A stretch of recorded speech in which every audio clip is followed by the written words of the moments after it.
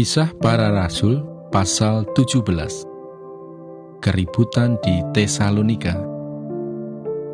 Paulus dan Silas mengambil jalan melalui Amfipolis dan Apolonia dan tiba di Tesalonika.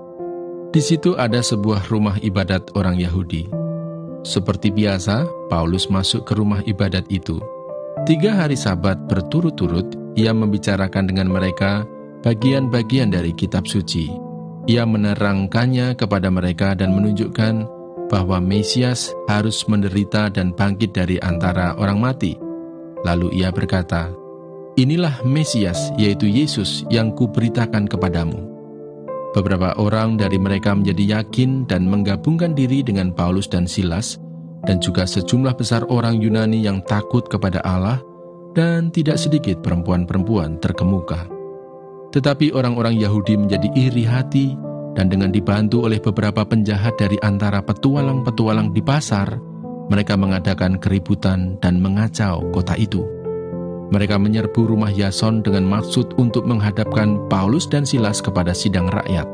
Tetapi ketika mereka tidak menemukan keduanya, mereka menyeret Yason dan beberapa saudara ke hadapan pembesar-pembesar kota sambil berteriak, katanya, "Orang-orang yang mengacaukan seluruh dunia telah datang juga kemari." Dan Yason menerima mereka menumpang di rumahnya. Mereka semua bertindak melawan ketetapan-ketetapan Kaisar dengan mengatakan bahwa ada seorang raja lain, yaitu Yesus. Ketika orang banyak dan pembesar-pembesar kota mendengar semuanya itu, mereka menjadi gelisah. Tetapi setelah mereka mendapat jaminan dari Yason dan dari saudara-saudara lain, mereka pun dilepaskan. Paulus dan Silas di Berea. Tetapi pada malam itu juga segera saudara-saudara di situ menyuruh Paulus dan Silas berangkat ke Berea. Setibanya di situ, pergilah mereka ke rumah ibadat orang Yahudi. Orang-orang Yahudi di kota itu lebih baik hatinya daripada orang-orang Yahudi di Tesalonika, karena mereka menerima firman itu dengan segala kerelaan hati, dan setiap hari mereka menyelidiki kitab suci untuk mengetahui apakah semuanya itu benar demikian.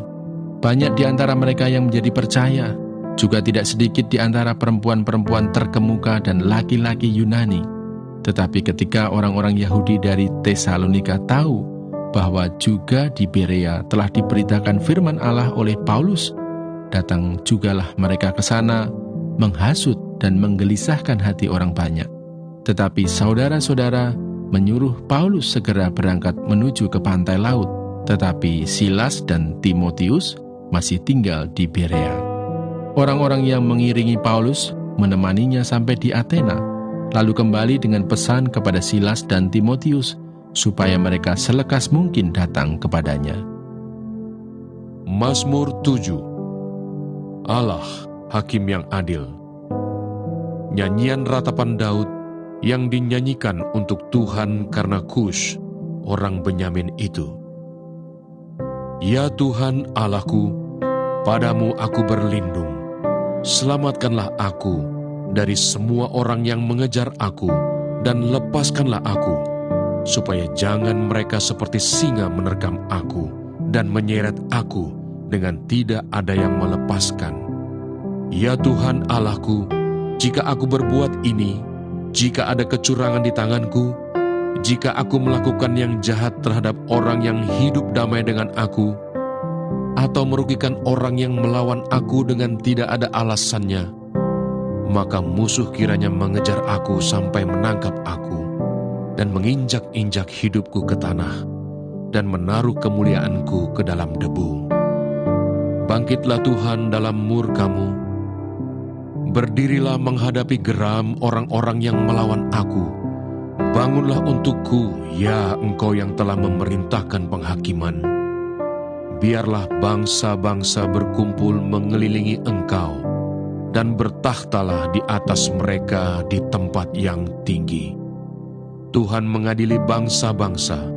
Hakimilah aku, Tuhan, apakah aku benar, dan apakah aku tulus ikhlas. Biarlah berakhir kejahatan orang fasik, tetapi teguhkanlah orang yang benar. Engkau yang menguji hati dan batin orang, ya Allah yang adil. Perisai bagiku adalah Allah yang menyelamatkan orang-orang yang tulus hati. Allah adalah hakim yang adil dan Allah yang murka setiap saat. Sungguh, kembali ia mengasah pedangnya, melentur busurnya dan membidik. Terhadap dirinya ia mempersiapkan senjata-senjata yang mematikan dan membuat anak panahnya menjadi menyala.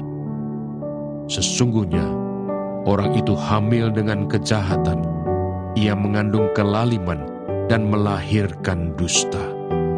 Ia membuat lobang dan menggalinya, tetapi ia sendiri jatuh ke dalam pelubang yang dibuatnya. Kelaliman yang dilakukannya kembali menimpa kepalanya, dan kekerasannya turun menimpa batu kepalanya. Aku hendak bersyukur kepada Tuhan karena keadilannya, dan bermazmur bagi nama Tuhan yang Maha Tinggi. Mazmur 8. Manusia hina sebagai makhluk mulia. Untuk pemimpin biduan, menurut lagu Gitit, Mazmur Daud. Ya Tuhan, Tuhan kami, betapa mulianya nama-Mu di seluruh bumi. Keagungan-Mu yang mengatasi langit dinyanyikan. Dari mulut bayi-bayi dan anak-anak yang menyusu, telah Kau letakkan dasar kekuatan karena lawan-Mu, untuk membungkamkan musuh dan pendendam. Jika aku melihat langit-Mu, buatan jari-Mu, bulan dan bintang-bintang yang Kau tempatkan, apakah manusia sehingga Engkau mengingatnya? Apakah anak manusia sehingga Engkau mengindahkannya? Namun Engkau telah membuatnya hampir sama seperti Allah, dan telah memahkotainya dengan kemuliaan dan hormat. Engkau membuat dia berkuasa atas buatan tangan-Mu, segala-galanya telah Kau letakkan di bawah kakinya.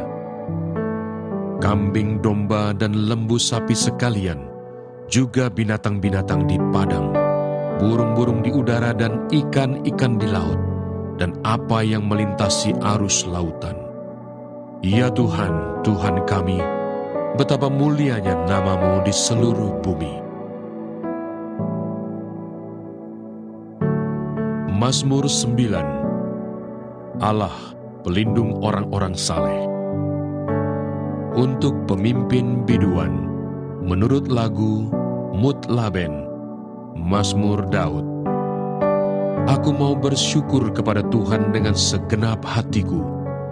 Aku mau menceritakan segala perbuatan-Mu yang ajaib. Aku mau bersukacita dan bersukaria karena Engkau, bermazmur bagi nama-Mu, ya Maha Tinggi. Sebab musuhku mundur, tersandung jatuh, dan binasa di hadapan-Mu. Sebab Engkau membela perkaraku dan hakku.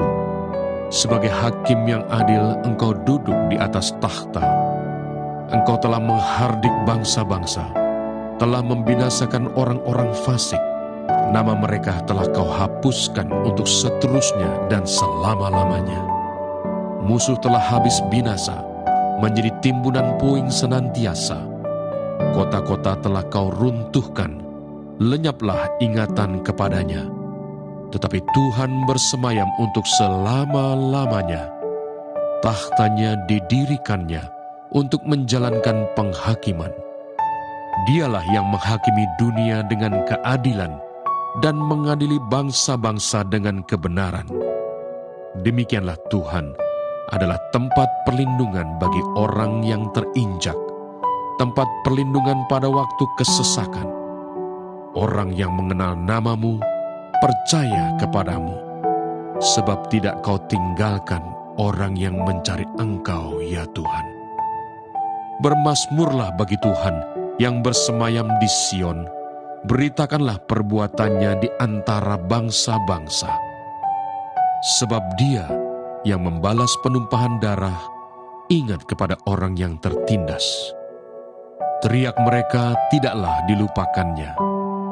Kasihanilah aku, ya Tuhan, Lihatlah sengsaraku, disebabkan oleh orang-orang yang membenci aku, ya Engkau yang mengangkat aku dari pintu gerbang maut, supaya aku menceritakan segala perbuatanmu yang terpuji, dan bersorak-sorak di pintu gerbang Putri Sion, karena keselamatan yang daripadamu. Bangsa-bangsa terbenam dalam pelubang yang dibuatnya, kakinya tertangkap dalam jaring yang dipasangnya sendiri. Tuhan telah memperkenalkan dirinya, Ia menjalankan penghakiman. Orang fasik terjerat dalam perbuatan tangannya sendiri. Orang-orang fasik akan kembali ke dunia orang mati, ya segala bangsa yang melupakan Allah.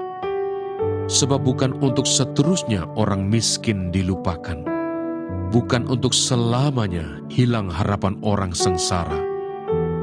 Bangkitlah Tuhan, janganlah manusia merajalela, biarlah bangsa-bangsa dihakimi di hadapan-Mu.